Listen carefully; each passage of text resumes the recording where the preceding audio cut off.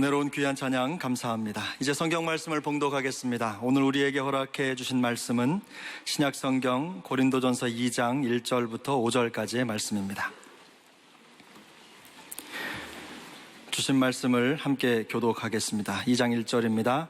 형제들아, 내가 너희에게 나아가 하나님의 증거를 전할 때에 말과 지혜의 아름다운 것으로 아니하였나니 내가 너희 중에서 예수 그리스도와 그와 십자가에 못 박힌 것 외에는 아무것도 알지 아니하기로 작정하였습니다. 내가 너희 가운데 거할 때 약하고 두려워하고 심히 떨었노라. 내 말과 내 전도함이 설득력 있는 지혜의 말로 아니하고 다만 성령의 나타나심 능력으로 하여 함께 읽습니다.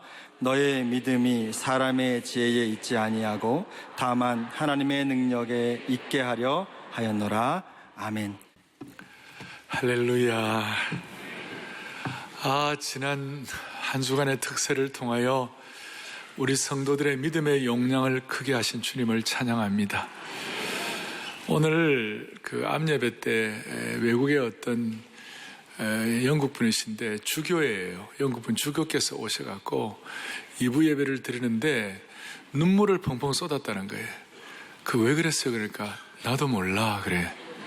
그래서 제가 그랬어요. 한 주간 동안 우리 교회에 지금 매일 거의 만여 명씩, 그리고 인터넷으로 2만 명이 이렇게 함께 새벽에 3시간씩 기도해갖고 여기가 기도가 쌓인 자리였다고 내가 그렇게 했어요. 그러니까 막 눈물이 나는 게 당근이다. 제가 토요일 아침에 우리 정부의 중요한 요직에 계시는 분이에요. 눈코 뜰 새 없이 바쁘신 분인데 아침에 토요일 새벽에 보이더라고요. 그래서 주사님 어쩐 일이에요? 그러니까 저 개근했어요. 그러더라고요. 어떻게 개근이 가능해요? 그러니 하여튼 개근했어요, 목사님. 제가 이런 내용들을 경험하면서 하나님께서 이번 특세를 통하여 정말 우리 성도들 한 분 한 분의 믿음의 그릇을 크게 해주신 줄로 믿습니다. 자, 오늘 저녁부터 저희 교회는 새생명 축제의 D-Day가 되었습니다. 그리고 이제 새생명 축제의 카운트다운이 시작이 되는데 올해는 조금 독특합니다. 82년도부터 저희가 지난 시간 동안 한 해도 빠지지 않고 이 귀한 새생명 축제를 했는데 늘 저희들은 부활절에 품은 생명 대각성에 추수하자 그렇게 해서 한 5, 6개월 열심히 준비하는데 올해는 부활절에만 품지 말고 새해부터 품은 생명, 새해부터 연초부터 그렇게 해서 저희들이 집중을 해왔습니다. 오늘 이 밤에 주실 큰 은혜가 있을 줄로 믿습니다. 이 밤부터 날로 내리는 알터인데 새생명 축제를 위하여 우리 영상팀이 영상을 준비했는데요. 제가 어떻게 하라는 말도 안 했는데 그 영상팀이 준비한 거하고 제 마음하고 똑 맞아 떨어졌어요. 그래서 오늘 설교 시작하면서 이 영상을 좀 보면 어떻겠나 이 생각을 했는데 여러분은 어떻겠어요? 영상이 참 따뜻한 영상이에요. 보시겠습니다.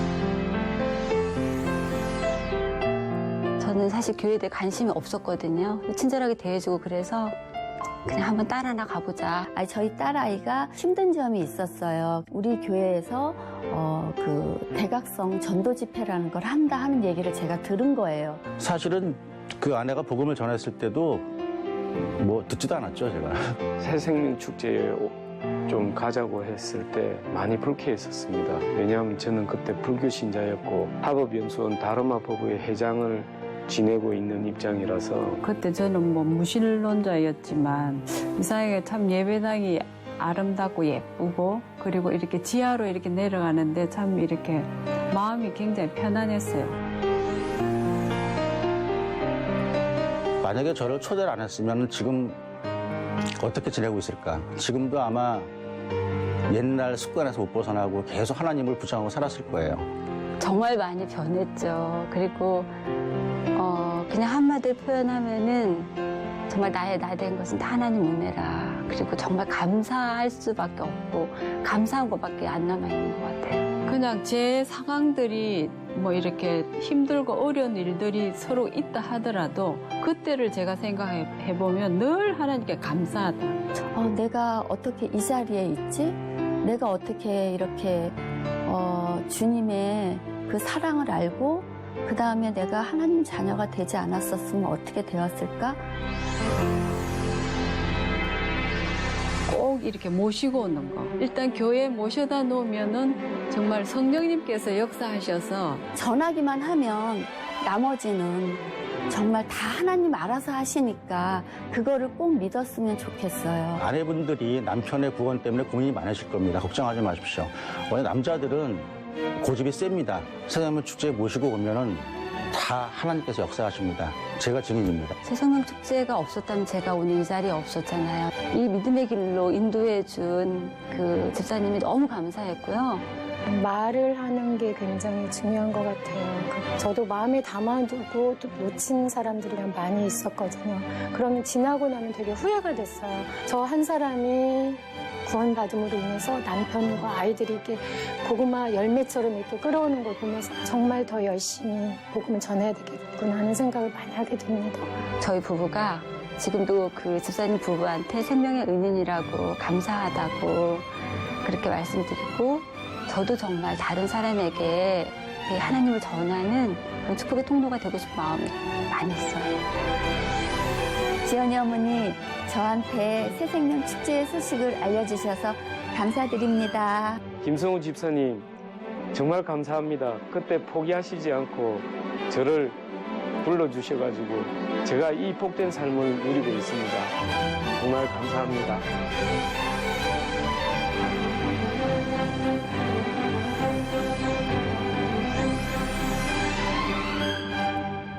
할렐루야. 우리의 마음에 뭔가 울컥하는 것이 있습니다. 오늘 저는 좀 복음의 핵심적인 내용을 좀 같이 다루려고 합니다. 짧은 시간이지만 그래서 성령께서 여러분들에게 생명의 소리로 들려지기를 바랍니다.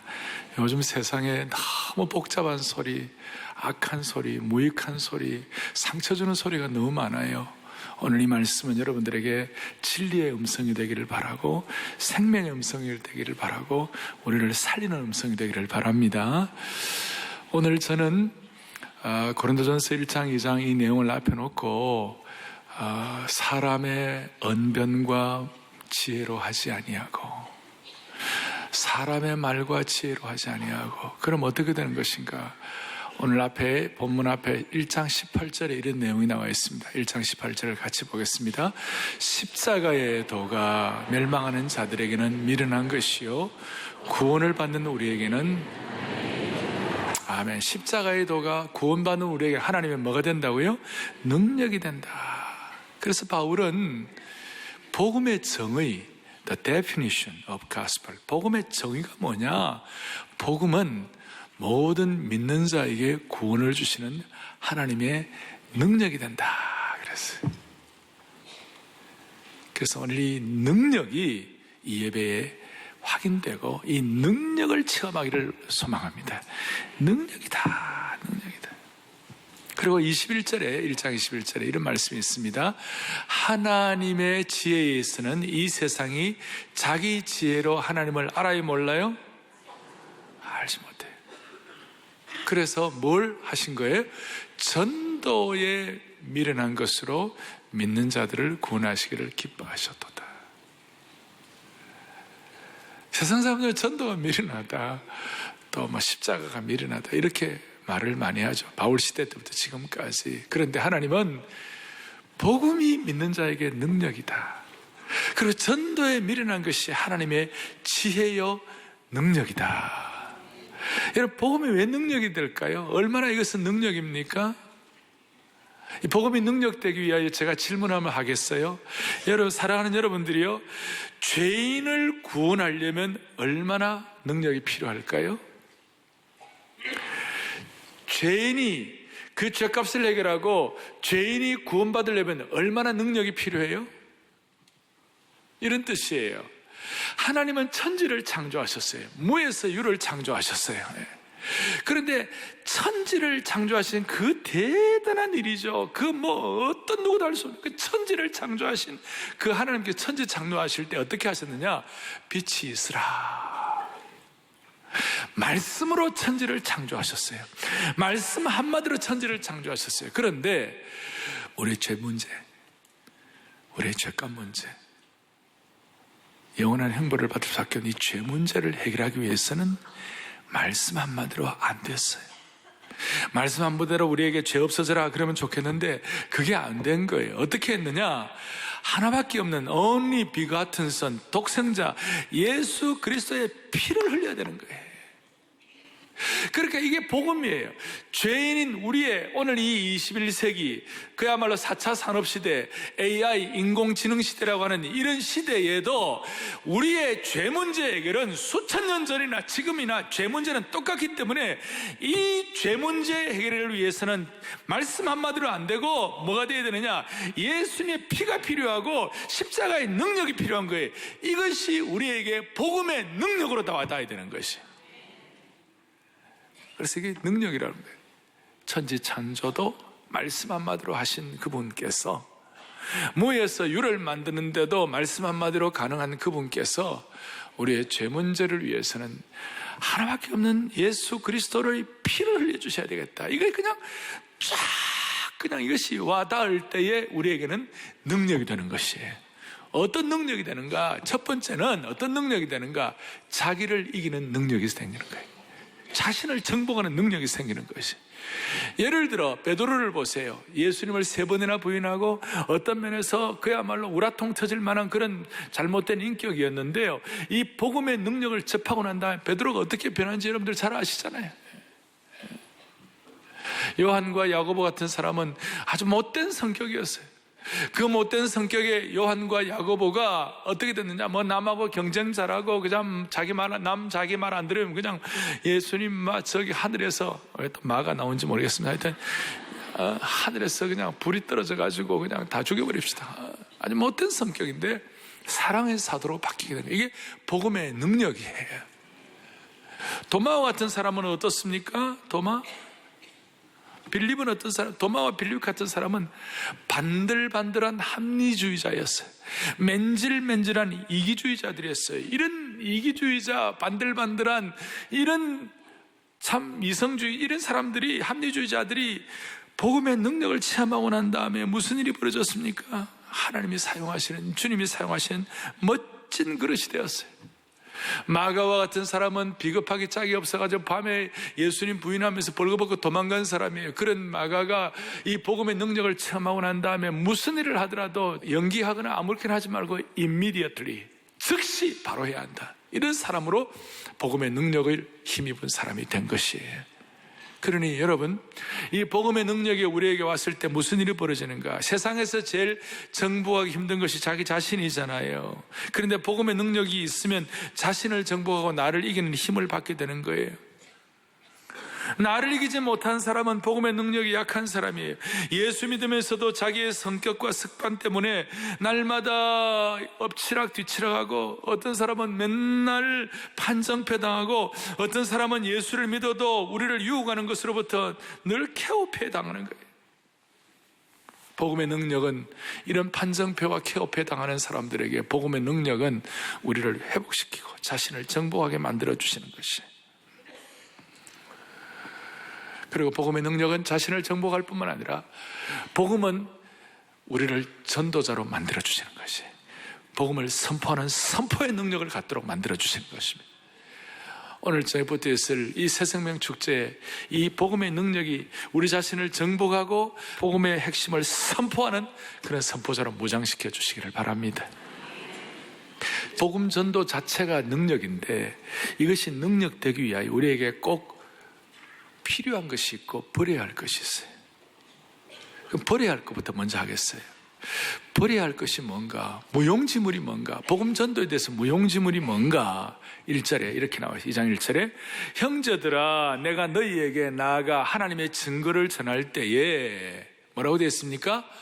말과 지혜의 아름다운 것으로 아니하였다 그랬어요. 버릴 것이 뭐냐? 말과 지혜의 아름다운 것. 오늘 말씀한 대로 말하면 사람의 언변, 다른 우리 번역판에는 사람의 언변과 사람의 지혜의 아름다운 것으로 하지 않는 것. 그러니까 사람의 언변과 사람의 지혜의 아름다운 것을 버리라 그 말이에요. 이게 무슨 말인가? 복음 전도하는데 말과 지혜가 필요 없다는 것이 아니에요. 복음 전도하는데 문제는 말과 지혜의 아름다움, 그거 너무 의지하지 말라는 것이에요. 당시에 바울 사도 시대에는 그야말로 변증, 이 논리, 수사학, 철학, 웅변 이런 것들이 굉장하게 힘이 있었어요. 사람들이 그래서 수사학을 공부하고 웅변을 공부해가지고 사람들의 마음을 쫙 끌어가는 거예요. 바울 사도로 말하면 수사학, 철학, 논리학 이런 것에서는 대가였어요. 변증의 대가였어요. 그런데 자기 자신을 살펴보니까, 복음과 살펴보니까 이 논리, 철학, 이성이 다 중요하긴 하지만 여기에 아름다움이란, 예를 들어서 논리학의 아름다움이다. 요즘 우리 수년 전부터 우리가 좀 이렇게 바람이 불었던 인문학의 풍성함이랄까, 인문학 이런 것들을 너무 의존하지 말라는 것이에요. 그 아름다움을 너무 숭상하지 말라는, 그렇게 되면 복음의 능력을 체험할 수가 없다는 거예요. 왜 이런 얘기를 하느냐 하면, 바울이 사도행전 17장에, 사도행전은 바울의 복음행전 아닙니까? 그 복음을 선포할 때 바울이 에베소에 가서 복음을 전하고 로마에 가 복음을 전하고 저 안디옥에 가 복음을 전하고 다 하는데, 사도행전 17장에는 아테네, 지금 그리스 아테네, 그 당시 아테네는 철학과 이성과 문화와 이 모든 것들이 중심지예요. 바울이 거기 가서 바울이 갖고 있는 수사학과 논리와 그 다음에 철학의 아름다움을 가지고 막 복음을 선포했어요. 수많은 영혼들이 돌아올 줄 알았는데 실패, 거의 돌아오질 않았어요. 거기서 바울이 너무 그 양을 깨달은 거예요. 사람의 말과 지혜가 필요하지만 사람의 말과 지혜의 아름다움 그 자체가 숭상되어 갖고는 복음의 능력이 선포되지 않는구나. 나는 다시는 뛰어난 수사학이나 철학이나 사람들이 보기에 멋있는 말로 복음을 전하지 않겠다. 인문학의 풍성의 아름다움으로 말씀을 전하지 않겠다. 여러분, 이건 제 말이 아니에요. 제가 그렇게 얘기한 게 아니고 4절에 그렇게 나와 있어요. 4절 보겠습니다. 내 말과 내 전도함이, 그 다음 뭐예요? 설득력 있는 지혜의 말로 하고 하지 아니하고, 그 다음 뭐예요? 다만 성령의 나타나심과 능력으로 한다. 아멘. 그러므로 우리가 집중해서 생각할 것은, 복음 전도는 사람의 말과 지혜가 필요 없다는 것이 아니라 사람의 말과 지혜의 아름다움을 초월한다. 이것이 복음의 생명인 줄로 믿습니다. 이걸 깨달으면, 사람의 말과 지혜의 아름다움을 하지 않게 깨달으면 복음의 본질에 대해서 눈을 뜨는 것이, 복음의 본질은 뭔가, J.I. 패커 같은 그런 우리 신학자는 복음의 본질에 대해서 이런 얘기를 합니다. 뭐라고 하냐면, 사람들의 회심을 이끌어내는 것이 복음 전도의 본질이 아니다. 이게 무슨 말인가? 우리는 흔히 사람의 말과 지혜로 하자, 여기에 대해서 우리가 다 눈을 뜨게 되면 말이죠, 우리는 복음 전도할 때 저 사람 예수 믿어야 된다, 회심해야 된다, 그걸 우리가 기대하고, 또 크게 보면 그것이 맞아요. 맞는데 핵심의 출발은 뭐냐면, 복음 전도의 본질은 회심이라기보다도 먼저는 뭐냐면요, 복음의 선포에 있다 이 말이에요. 우리가 회심을 기대하고 하면 기도하고 좋긴 한데, 회심만을 자꾸 생각하면 마음에 뭔가 이렇게, 이거 내 힘으로 할 수 있나? 내 능력으로 할 수 있나? 그러면서 자꾸 이렇게 좀 움츠러드는 것이에요. 그러니까 복음의 능력이 약화되는 거예요. 그런데 이게 영적으로 들어가 보면요, 회심을 하게 하면 너무 감사하고, 설령 회심이 좀 없다 하더라도 사람들이 주님 앞에 뭐 결단을 좀 바로 안 한다 하더라도 중요한 것은 복음의 본질은 선포에 있다 이 말이 알겠습니다. 선포하는 것이다. 회심하지만 않으면 어떡하지? 이렇게 염려할 필요가 없다는 거예요.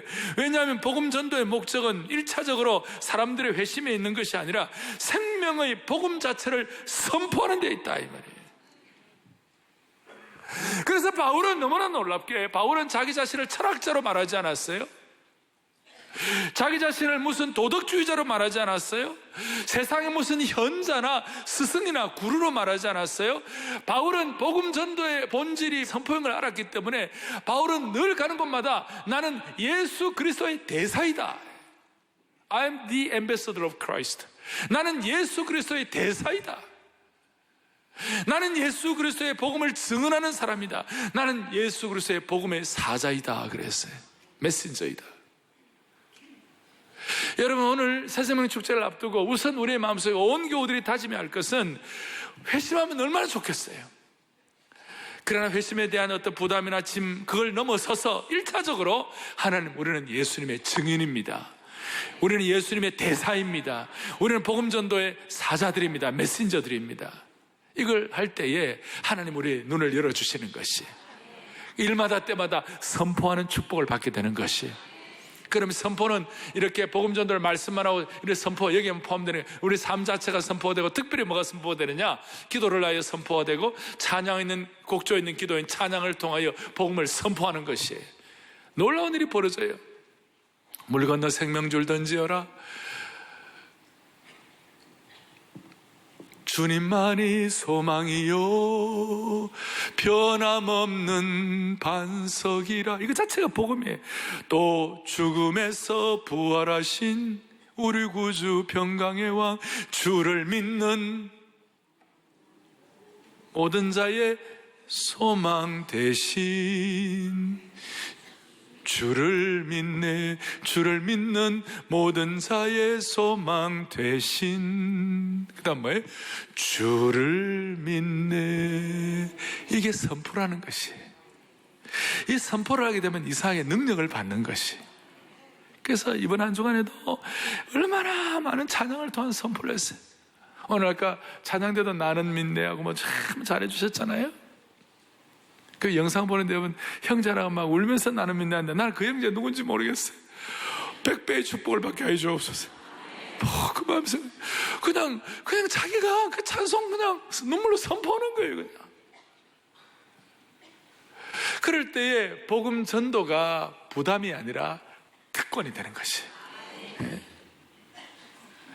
막 이게 막 하고 싶은 거예요, 이것이. 오늘 하나님께서 이 경지까지 여러분들을 올려주시기를 바랍니다. 막 내 안에서 흘러 넘치는 것이. 이 선포를 하면 어둠은 물러가게 되어 있습니다. 이 선포를 하면 빛의 능력이 나타나는 것입니다. 이 선포를 하면 새 마음과 새 힘을 주시는 것입니다. 그리고 자연스럽게 태신자를 모시고 나올 수 있는 것이. 오늘 이 선포가 여러분들에게 자연스러워지기를 바랍니다. 내 말과 내 전도하며 사람의 말에 있지 아니하고, 그걸 깨닫는 분들이 할 수 있는 복음 선포의 능력이 닿았으면 좋겠습니다. 이게 우리가 정리해야 할 것이고, 또 하나는 뭐냐? 꼭 필요한 것이 있어요. 필요한 것이 뭐냐면 2절 보겠습니다. 내가 너희 중에서 예수 그리스도와 그의 뭐 외에는 십자가 못 박히신 것 외에는 아무것도 알지 아니하기로 작정했습니다. 복음 전도에 꼭 필요한 것이 뭐냐? 십자가에 못 박힌 것, 십자가의 복음이라는 것이. 바울이 왜 이런 말씀을 합니까? 바울은 오직 예수님, 오직 예수님의 십자가, 오직 예수님의 부활, 오직 예수 그리스도의 십자가를 통하여 죄 사함 받는 하나님의 선물, 이것만 전하겠다는 것이. 바울이 철학과 수사학과 달변으로 그렇게 애를 써도 안 되었는데 빌립보 간수에게 주 예수를 믿으라, 그리하면 너와 내 집을 구워 넣는다 한마디 하니까 온 집안이 돌아오게 되고 빌립보 교회가 세워진 것이. 사도 베드로를 보세요. 사도 베드로가 어떤 사람이에요? 십자가의 복음의 증인이 되었잖아요. 사도 베드로는 본래 지식이 많은 사람이 아니었어요. 사도행전 4장 13절에 보니까 베드로에 대해서 본래 학문이 없는 범인, 배운 것 없는 보잘것 없는 사람이라고 했어요. 갈릴리 어부 출신으로 예루살렘의 대학자들에 비하면 이 무식하다고 말할 수 있어요. 그런데 그 예루살렘에서 어떻게 십자가의 복음을 외쳤어요? 사도행전 2장 28절에 보니까 주께서 생명의 길을 내게 보이셨으니 주 앞에는 기쁨이 충만하다. 그리고 36절 보니까 이렇게 나와 있어요. 함께요. 너희가 십자가에 못 박은 이 예수를 하나님이 주와, 다시 한번, 하나님이 십자가에 못 박인 예수 그리스도, 하나님께서 뭐예요? 주님과 그 다음에 그리스도, 크라이스트, 그리스도란 말이 뭐예요? 내 삶의 어떤 문제도 다 해결할 수 있는 분이 그리스도시다, 그 뜻이에요. 이걸 선포하고 나니까 봐도 37절에 수많은 사람들이 이 말을 듣고 마음에 찔려가지고 어찌할꼬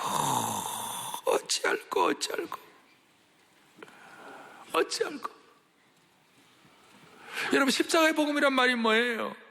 우리를 대신하여 죄의 저주를 받으셨고 십자가에서 우리를 대신하여 죄의 진노와 형벌을 받으셨다. 단순히 십자가 돌아가신 이것이 아니에요. 우리를 대신하여 죄의 저주와 죄의 형벌과 죄의 진노를 주님이 받으셨다, 그 뜻이에요. 그걸 깨달을 때 사람들이 우리가 어찌할꼬 해가지고 남자만 3,000명이 돌아온 거예요. 남자만 3,000명이니까 5,000명, 6,000명 수많은 사람들이 한꺼번에 깨지는 것이. 그래서 이 십자가의 복음만 전하기로 하겠다. 십자가의 복음의 능력은 대체적으로 십자가의 복음은 첫째, 우리가 어디서 왔는가? 인생의 기원. 둘째, 우리가 지은 죄들을 어떻게 해결할 것인가? 인생의 죄 문제. 셋째, 우리는 무엇을 위해 사는가? 인생의 목적. 넷째, 우리는 어디로 가고 있는가? 인생의 방향. 이 네 가지를 한꺼번에 다 해결해 주시는 것이. 오늘 여기는 귀한 분들 많이 계시고 많이 배운 분들도 많이 계시고, 여러분 아무리 많이 배우고 하지만 예수의 십자가의 복음이 없을 때는 어디서 왔는지 몰라요. 사람들이 도 닦으려고 저 산에 들어가가지고, 여러분 도사들 옛날에 면벽군연이란 말 들어봤어요? 면벽군연? 벽이랑 돌 앞에다가 나를 대해가지고 9년 동안 돌을 닦아도 내가 어디서 왔는지 모르는 것이, 어디로 가는지를 몰라요. 무엇을 위해 살아야 할지 몰라요. 그런데 우리 십자가의 복음은 이걸 우리에게 선명하게 드러내 주시는 것이에요. 여러분 어디서 왔는지 몰라요? 아이고야, 대답이 이러시면 제가 어떻게 해요? 하나님 우리를 창조하셨잖아요, 그렇잖아요. 우리는 예수 그리스도의 십자가의 복음의 십자가의 피의 은혜를 통한 하나님의 자녀가 된 것이 아니에요. 우리는 뭘 위해 살아야 되는가 뚜렷이 알죠. 뭘 위해 살아야 되는가, 우리가 어디로 가야 할지 우리 명확하게 아는 사람들이에요. 그래서 여러분, 이 강단에서 십자가가 빠지면요 좋은 강의밖에 안 돼요. 교회가 십자가와 함께 사역하지 않으면 그냥 착한 일 하는 비영리 단체밖에 안 되는 것이에요. 교회는 십자가가 있기 때문에 십자가의 복음이 선포되는 강단이 있는 것이고, 십자가가 있기 때문에 십자가의 능력이 선포되는 하나님의 공동체가 되는 것이에요. 그러니 십자가의 복음이 들어갈 때마다 얼마나 능력이 나타나요. 이 간단하지만, 이 심플하지만 여기 파워풀한 거예요. 제가 복음의 능력 이게 준비하다가 간단하지만 좀 힘 있는 설교가 없나 하고 쫙 살펴봤더니, 야, 5단어 설교인데요 12만 명이 회개했어요. 다른 얘기 안 했어요. 그리고 그 설교자도 좀 멍청했어요. 어리버리했어요. 근데 12만 명이 돌아왔어요. 요나서 3장 보여요. 요나서 3장 4절 시작. 40일이 지나면 40일이 지나면 니느웨가 무너지리라. Just 5 단어예요. 이거 딱 듣고 사람이 깨지고, 요나는 그냥 요나는 그냥 하나님 말씀 불순종하고 도망가다가 잡혀가지고 할 수 없이 억지로 복음 선포에 대한 어떤 그 책임을 맡아가지고 막 그냥 목자의 심정과 사랑하는 마음 가지고 막 눈물로 한 것이 아니라, 야 40일 지나면 다 죽는다. 그런데도 12만 명이 돌아오는 거예요. 12만 명이. 하나님의 역사예요. 사랑하는 여러분, 오늘 이 복음의 능력이 있기를 바랍니다. 알겠죠? 십자가의 복음과 오늘 이것은 바로 성령의 능력이에요. 4절에 보니까 내 말과 내 전도함이 설득력 있는 지혜의 말로 하지 아니하고 오직 only 성령의 나타나심과 능력으로 하겠다 그랬어요. 우리에게 필요한 십자가의 복음과 성령의 능력인 줄로 믿습니다. 좀 전에 말씀드렸던 5단어의 10만 명이 돌아온 것은 복음의 능력인 것입니다. 외치고 난 다음에 회심과 그 다음에 변화와 깨어짐과 돌아오는 것은 성령이 하시는 것이에요. 요한일서 5장 6절을 다 같이 보겠습니다. 성령이 함께요. 증언하는 이는 누구이시니? 성령은 뭐예요? 진리이시다. 그래서 존 스토트 목사님은 이렇게 말씀해요. 성령님은 모든 언어의 장벽을 허물 수 있는 위대한 동력자이시다. 여러분, 누가 사람을 바꾸어요? 누가 사람의 마음을 사로잡아 귀를 기우도록 설득할 수 있겠어요? 예수님이 하나님의 아들이시다. 누가 설명할 수 있겠어요? 예수님이 십자가에 돌아가셨는데 바로 당신을 위해 죽으셨다. 2000년 전에 있었던 이 사건을 여러분의 자신의 능력으로 어떻게 받아들일 수가 있겠어요? 초라하게 돌아가신 젊은 예수 그리스도가 우리의 구세주와 증인이 된 주님이 되신다는 사실을 어떻게 설득할 수 있겠어요? 이것이 성령의 능력입니다. 성령이 하시는 것입니다. 이상하게 마음이 막 뜨거워져. 우리가 예수 믿고 구원받아 이와 같이 계속 한 번 두 번 나오는 것은 사람에게 뭐 이렇게 생각이 돼가지고 올 수 있다 하지만 우리 평생 나와서 예배드리고 가는 것은 성령이 역사하시는 것이에요. 그래서 오늘 사람의 말과 지혜는 우리가 무용지물이라고 생각하고 아름다움은 무용지물이고 우리에게 중요한 십자가의 복음과 성령의 능력인 줄로 믿는 것이 참 기가 막히죠. 자, 지금 우리가 3가지를 얘기했습니다. 십자가의 복음, 성령, 전도. 십자가는 아까 1장 28절에 십자가의 도가 세상 사람들에게는 뭐라고 그랬어요? 미련. 세상 사람들 십자가를 미련하게 보는 것이고, 그 다음에 성령이 중요하다고 그랬는데 성령의 능력은 고전 2장 14절에 이렇게 나왔어요. 고전 2장 14절을 보겠어요. 뭐라고 나왔냐면, 육에 같이 읽어보겠습니다. 육에 속한 사람은 하나님의 성령의 일들을 받지 아니하느니 이는 그것들이 그에게는 어리석게 보이며 또 그는 그것들을 알 수도 없나니 그러한 일은 영적으로 분별되기 때문이라. 아멘. 어리석게 보이는 거예요. 성령의 일은 어리석게 보이는 거예요. 그리고 전도에 대해서 1장 21절에 다시 한번 하나님께서 이 세상에 자기 지혜로 하나님을 알지 못한 하나님께서는 뭘요? 전도에 미련한 것으로. 이번 새생명 축제는 사람들이 우습게 보고 미련하게 보이는 십자가의 복음과 성령의 능력과 전도의 선포가 힘있게 나타나기를 바랍니다. 정리하겠습니다. 앞으로 사랑의 교회가 어떻게 될 것인가? 우리 중직자들은 관심이 많아요. 근데 정말 앞으로 어떻게 될지 알아요? 제가 아는 의사가 저한테 이런 얘기 하세요. 목사님은 지금 목사님 건강관리 어떻게 하느냐가 앞으로 10년 목사님 건강이 결정된다고 그러더라고요. 그 말이 틀려요? 맞아요? 틀린 말 아니죠. 지금 어떻게 관리하느냐가 10년 뒤에 결정되는 거예요. 사랑의 교회는 지금 어떻게 복음의 생명 역사가 어떻게 하느냐가 앞으로 10년, 20년을 결정할 것이에요. 82년도부터 한결까지 이 사역을 해온 것이에요. 특세가 개인의 영성의 능력을 주는 것이라면 이 새생명 축제는 공동체의 영성의 능력을 주는 것이에요. 제가 새생명 축제를 할 때마다 제 가슴에 좀 이렇게 도전이 되었던 이런 내용이 있어요. 20대 청년 하나가 성폭행과 살인죄로 체포되어 가지고 사형수로 복역을 냈습니다. 이 청년이 감옥에서 성경을 읽다가 십자가의 복음을 깨닫고 깨어져서 새 사람이 되었고 예수를 믿었습니다. 그렇지만 이 전에 얘기니까 사형이 집행되었어요. 사형 집행되던 날 목사님의 마지막 기도를 받고 나서 그가 형장의 이슬로 살아가기 직전에 남긴 말이 있어요. 이런 얘기를 해요. 저는 죽음은 두렵지 않습니다. 왜냐하면 제가 예수님을 믿었고 예수님께 용서받고 하나님의 자녀가 된 것을 확신하기 때문에 저는 죽음을 두렵지 않고 오늘 떠납니다. 그동안 제가 잘못을 저질러서 큰 고통을 주고 비극을 겪게 한 많은 분들에게 제가 진심으로 용서를 구하고 죄송합니다. 그런데 이 자리에서 꼭 한마디 말하고 싶은 것이 있습니다. 제가 살던 집 옆에는 교회를 열심히 다니는 장로님 댁이 있었습니다. 근데 그 장로님과 식구들은 저에게 한 번도 예수 믿으라는 말을 하신 적이 없습니다. 만약 그분들이 저에게 예수님 믿으라고 해서 그때 제가 예수님 믿었더라면 제가 오늘처럼 되지는 않았을 것입니다. 너무나 안타까운 것은 제가 왜 예수님을 일찍 몰랐나 하는 것입니다.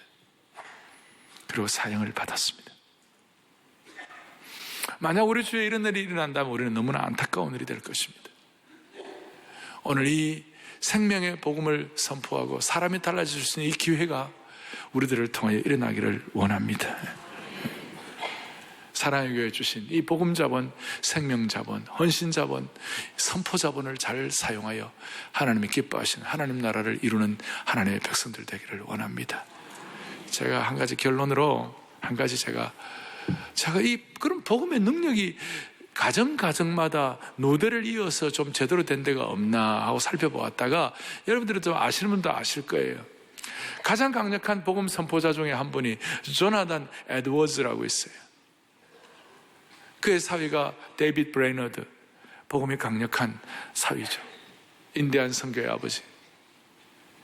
이분은 얼마나 복음이 셌냐면 이분이 한 번은 설교를 하는데 하나님의 진노 중에 하나님의 진노에 있는 죄인들 그래가지고 그걸 그냥 그 원고를 그냥 그대로 읽었어요. 그냥 그대로 촛불 앞에서 읽었어요.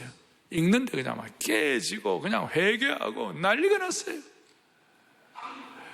이 조나단 에드워즈의 집안이 유명합니다. 그 조나단 에드워즈와 그 다음에 그의 믿음의 부인 사라 사모님이 결혼해가지고 한 1000여 명의 자손을 낳았어요. 150년 동안. 그리고 그 시대에 또 비슷한 조나단 에드워즈 시대에 비슷한 맥스 주크라는 불량자, 뉴욕에 아주 그냥 그 질이 좋지 못한 그런 참 악한이 있었어요. 감옥을 왔다 갔다 들락날락 하는 그런 사람이었어요. 그래서 이 A. 윈시 보고서에 맥스 주크 집안의 150년 동안의 후예들과 그 다음에 조나단 에드워드 집안의 150년 동안의 후예들이 어떻게 됐는지를 이렇게 쭉 살펴보았어요.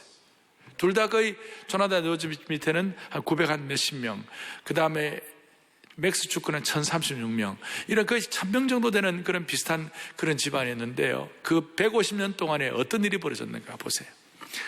조나단 에드워즈의 1000여 명의 후손들 가운데 이 13명의 대학 총장, 65명의 교수, 100여 명의 변호사와 법률학교 학장, 30명의 판사, 66명의 의사, 이분들이 대단하다는 것이 아니라 이렇게 그 다음에 80명의 공직자, 미국 부통령이 포함된데 너무 감사한 거는 그 중에 300명의 목회자가 있었어요. 별로. 그리고 그 뉴욕주에 한 푼의 손해도 끼치지 않았어요. 그런데 맥스 주크가의 1000여 명의 후손들 가운데 100명이 교도소 수감, 190명, 그러니까 맥스 주크는 또 믿지 않는 부인과 결혼했어요. 그래갖고 190명의 부도덕 한 사람, 100명의 술주정뱅이, 300명이 아주 단명하고요. 그 다음에 보니까 뉴욕주에 끼친 손해가 무려 110만 달러. 그때 110만 불이면 지금 수백억이죠. 수천만 불이에요. 복음은 이렇게 역사하는 것이에요. 이 생명의 복음의 주인공들이 되십시다. 오늘 저녁부터 있을 집회에 일반 교우들도 은혜 받도록 같이 나와서 하나님께 영광 돌릴 수 있기를 바랍니다. 우리 가슴에 손을 얹겠습니다. 하나님 아버지 감사합니다. 오늘 이 말씀을 하나님의 말씀, 생명의 말씀으로 받아들여 모두가 다 복음의 능력에 증인되게 하여 주시옵소서. 오늘 저녁부터 하나님이 이 나라를 살리고 이 민족을 살리고 우리 개인과 가정과 시대를 살리는 강력한 십자가의 복음과 강력한 성령의 능력이 임재하는 새생명 축제가 되게 하여 주시옵소서. 그리하여 우리 온 성도들 자신도 살고 시대 살릴 수 있도록 회심은 주님께 맡기고 복음 선포의 귀한 선봉장들로 삼아 주셔서 일마다 개인마다 우리를 보호하시는 하나님의 능력을 깨닫게 하여 주시옵소서. 우리 주 예수 그리스도를 받들어 간절히 기도 올리옵나이다. 아멘.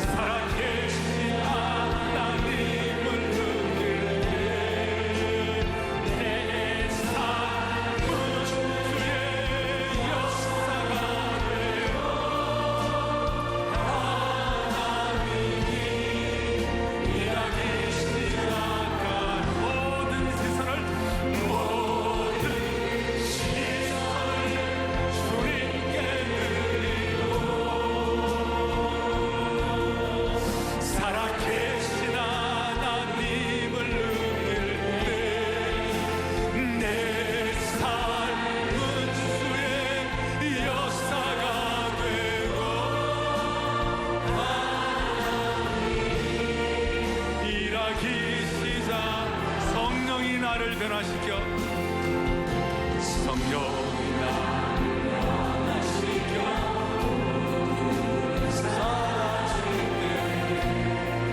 주의 일을 보겠네. 황폐한 나무 가운데서 주님의 마음 알게 되리. 주님을 보고 마음을 다하여 손을 들고 모든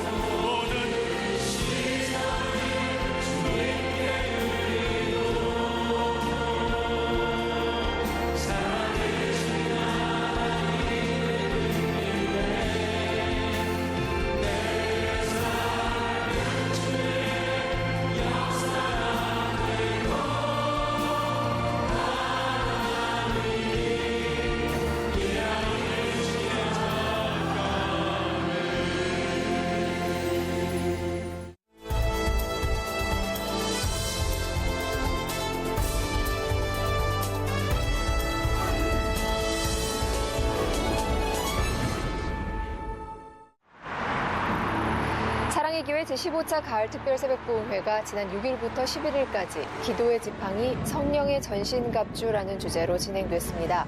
특세 첫날 오정현 담임 목사는 연약한 질그릇이 되어 성령을 채우고 마셔야 한다는 말씀을 전하며 무엇보다 성령 체험이 있어야 주님의 심정을 깨달을 수 있고 죄의 유혹을 이겨낼 수 있다고 강조했습니다. 둘째 날에는 미국 호프대학교 교수이자 남가주 사랑의 교회 뮤직 디렉터 조성원 목사의 절대 절망 앞에서라는 말씀을 들으며 많이 웃기도 하고 울기도 했는데요. 조 목사는 망가진 모세가 하나님의 임재 앞에서 회복된 것처럼 입을 열어 기도로 성령의 도우심을 간구하자고 당부했고, 대구 동신교회 권성수 목사는 늘 주님과 동행하는 삶을 통해 제자다운 제자가 되고 기쁨이 넘치는 삶을 살며 생명의 복음을 흘려보낼 수 있다는 말씀을 전했습니다. 또 울산대학교 법학과 이정훈 교수의 특별 간증을 듣고 한국교회와 나라를 위해 뜨겁게 기도했습니다. 7일 오전 대각성 전도 집회를 위한 순장반에서 오정현 담임 목사는 교회여 생명의 문을 활짝 열라는 주제로 말씀을 전했고, 순장반을 마치기 전 특별한 순서가 진행됐습니다. 교회와 경찰중앙협의회 대표회장인 오정현 담임 목사는 국가와 사회 발전에 이바지한 공로로 대통령 표창을 수상했고, 앞으로도 교회가 세상을 향해 문을 여는 데 도움이 되길 바란다는 소감을 전했습니다. 순장반 후에는 제3회 전국 미자립교회 지원을 위한 농수산물 직거래 장터가 사랑 글로벌 광장에서 진행됐습니다. 개회 예배에서 교회 자립개발원 이사장 오정현 담임 목사가 환영사를 전했고, 전국 농어촌 40여 개 교회 150여 명 목회자와 성도들, 그리고 사랑의 교회 성도들과 지역 주민들이 다양한 농수산물들을 사고 팔며 풍성한 나눔을 함께했습니다. 기도의 지팡이 성령의 전신갑주 제15차 특별새벽부흥회 후집회의 은혜도 굉장히 뜨거웠습니다. 말씀을 전한 강사들로부터 주님이 동행해 주신 삶의 이야기를 들으며 은혜를 더했고, 간절하게 찬양하고 기도하는 가운데 성령의 임재를 체험했습니다. 교회는 다니고 있지만 아직 깊은 은혜 체험을 못하고 있어요. 그래서 함께 정말 하나님을 잘 열심히 믿고서 온 가족이 함께 특세도 드리고 토비세도 드리고 가정 예배도 드릴 날을 소망하며 기도하고 있습니다. 그동안 신앙생활을 하면서 모자랐던 부분들, 정리 안 됐던 부분들이 전부 정리되고 새로운 마음으로 하나님을 의심하지 않고 앞으로 나아갈 수 있는 힘이 생겼다. 저의 생명을 다시 리바이벌 재생시킨 그런 특세가 아닌가 생각을 해요. 좋은 학교는 안 보내도 그 주일학교는 좋은 곳으로, 가장 좋은 곳으로 보내자, 그런 마음으로 이제 왔었거든요. 그래서 이 특세를 통해서도 하나님께서 저희 가정에도 저희 아이들한테도 새로운 지평을 열어주실 것을 믿고 또 새로운 일을 행하실 것을 믿고 그렇게 기도하는 마음으로 나오고 있습니다. 온 성도가 살아계신 하나님을 느끼고 진실한 목자, 전능의 하나님, 존귀하신 하나님을 찬양하며 오롯이 주님의 얼굴을 간구하는 가운데 성령의 전신갑주를 덧입은 특별 새벽부흥회. 이어지는 새생명 축제에도 특세의 은혜가 계속돼 생명의 복음을 들은 태신자들의 마음 문이 열리고 주님의 자녀가 되는 기적이 일어나길 소망합니다.